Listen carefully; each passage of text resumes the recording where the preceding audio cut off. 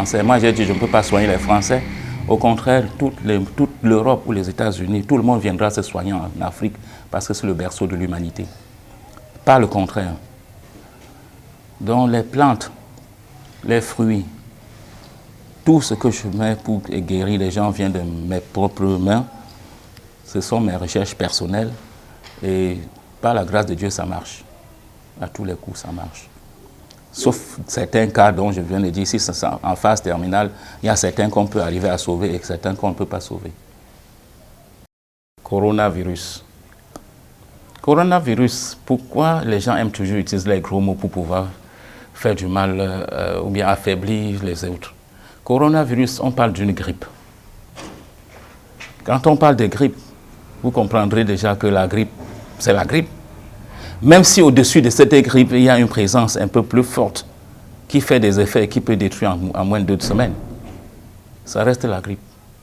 C'est pour dire que les plantes, il y a des plantes antidotes, il y a des produits antidotes, il y a tout qu'on peut utiliser. Moi, j'ai déjà lancé ceci, qu'il faut que chaque Africain sache que s'il a à sa disposition une cuillère à soupe de miel, demi-cuillère à café sel germe, 4 citrons et maintenant une cuillère à soupe de gingembre dont je parlais tantôt.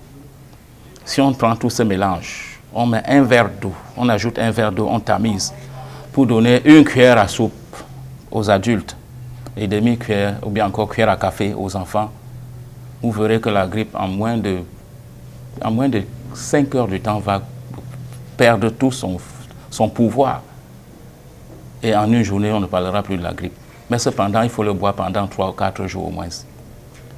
Voilà ce que j'ai déjà proposé à beaucoup de peuples pour pouvoir combattre cette grippe qui arrive. Je veux bien que toute l'Afrique soit en santé. Et s'il n'y a pas du bon miel, on prend le jus de 4 oranges. On prend demi-cuillère à café sel germe. On prend 4 citrons et on prend encore une cuillère à soupe de gingembre. Ça, c'est à la place lorsqu'il n'y a pas du miel. Vous avez obtenu le même résultat. Et s'il n'y a pas l'orange, je ne sais pas si vous connaissez le fenouil, qui fait partie des condiments que nos mamans préparent avec. On prend un poignet de fenouil, on écrase cela et on ajoute les mêmes doses, je veux dire demi-cuillère à café, sel germe, 4 citrons et une cuillère à soupe de gingembre, vous avez combattu la grippe. Cette grippe va disparaître. Il ne faut pas que ça traverse l'Afrique. Il ne faut pas que ça nous fasse peur. Il faut que tous les Africains se protègent de cette façon, que chacun fabrique même ça et laisse à sa disposition. S'il sent quelque chose qui commence à gratter un peu à la gorge, qui prend ça, ça va disparaître à l'instant. Et je pense que l'autre continent restera avec toute sa population. Qu'avez-vous prévu pour la relève? Et si demain on ne vous voit pas, est-ce qu'à dire que toute cette richesse-là est partie? Non, non, ce n'est pas possible. La richesse restera. Puisque j'ai des enfants que je forme, j'ai aussi beaucoup, même comme Kinel par exemple. Lui aussi, il est en train d'être formé pour multiplier ses connaissances. Et c'est comme ça que je suis en train de faire par-ci, par-là en Afrique. Je le fais au Togo aussi, je le fais en Côte d'Ivoire et je le ferai bientôt au Burkina Faso, je le fais au Congo-Brazzaville. Non, je ne pense pas que je peux laisser, ce patrimoine ne peut pas disparaître. C'est quelque chose qui va rester vraiment éternel. Je peux vous dire quelque chose aussi, ce que vous voyez, cette écharpe que je porte sur moi, c'est l'écharpe Antransa. Antransa, c'est l'association des praticiens de santé au Cameroun.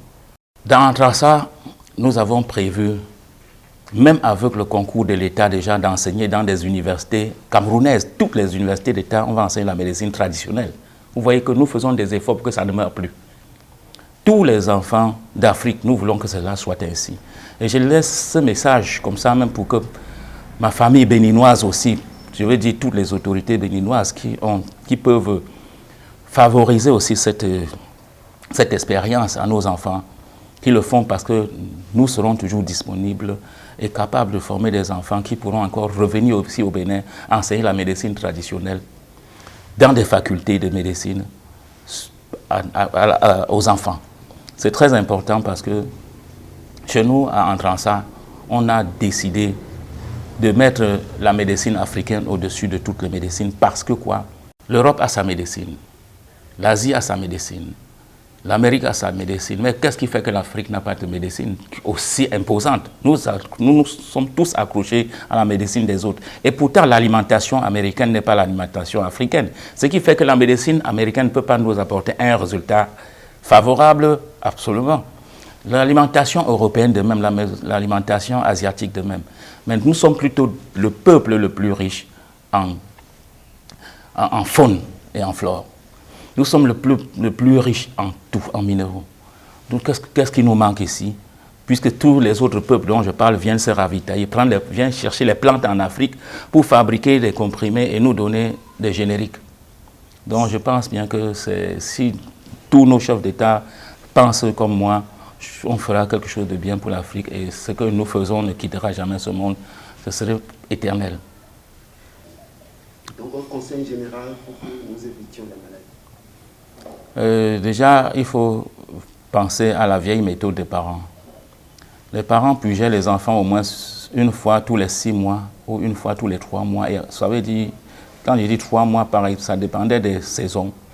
Il fallait purger les enfants. Donc tout le monde vivait comme ça et le cumul d'acidité ne restait pas dans notre corps. Le cumul des sels aussi ne restait pas à créer des infections intestinales dans notre corps ou encore des difficultés ou des reins. La purge était très importante et je veux que l'Afrique repense cette façon d'agir parce qu'en se purgeant, c'est évacuer les toxicités. En se purgeant, c'est évacuer toutes les acidités et tout ce que nous consommons et qui nous font du mal. En ce temps-là, les cellules vont vraiment vivre dans un corps sain et la santé sera toujours parfaite. Deuxièmement, il faut penser toujours à se déparasiter au moins une fois tous les 6 mois, ce qui est aussi important. Et ensuite, manger bio, naturel, boire assez d'eau le matin, ça veut dire surtout de l'eau tiède, pas chaude, tiède, de manière qu'on peut boire sans souffler. Au moins 2 verres d'eau chaque matin, je pense que l'Africain oubliera le chemin de l'hôpital. Merci beaucoup, docteur. Je ne sais pas si quelque chose vous tient à cœur que je n'ai pas abordé. Le seul message que je puisse apporter à toute l'Afrique, c'est de reconnaître que nous sommes les aînés du monde et que nous n'avons pas droit à faiblir.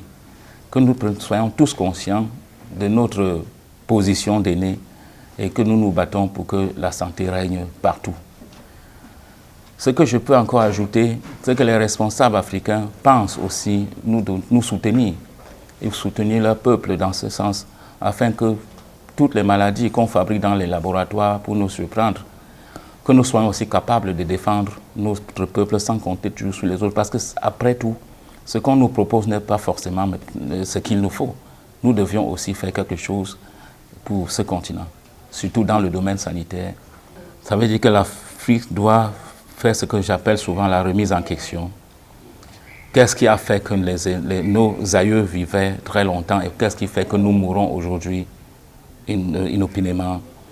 Qu'est-ce qui fait que nos aïeux à l'époque ne souffraient pas des maladies comme des diabètes, comme des cancers? Et qu'est-ce qui fait qu'aujourd'hui le diabète et le cancer ont envahi l'Afrique?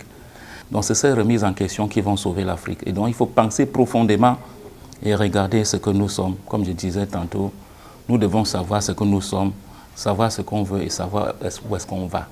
Ça va permettre à toute l'Afrique de se mettre debout. Kinel, Pierre, est mon représentant ici au Bénin. Et avec lui, je pense que les Béninois sont contents parce qu'on a déjà affronté plusieurs cas de maladies incurables et le rhume en est un exemple.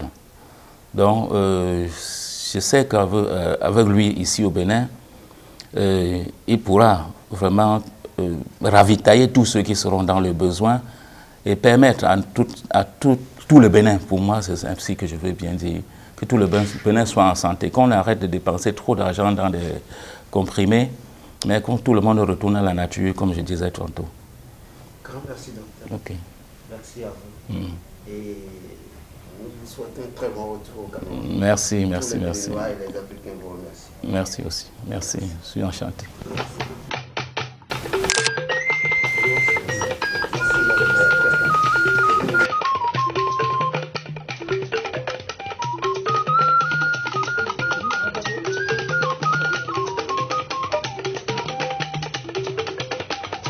Donc, qu'est-ce qu'on donne comme cadeau aux enfants?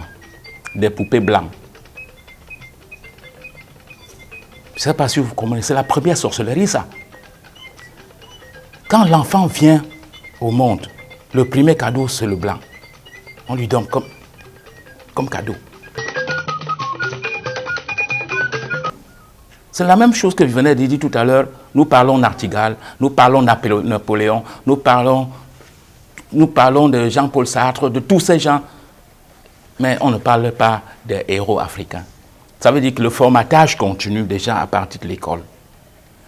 Maintenant, comme ça avance, à l'université maintenant, l'enfant obtient un bac.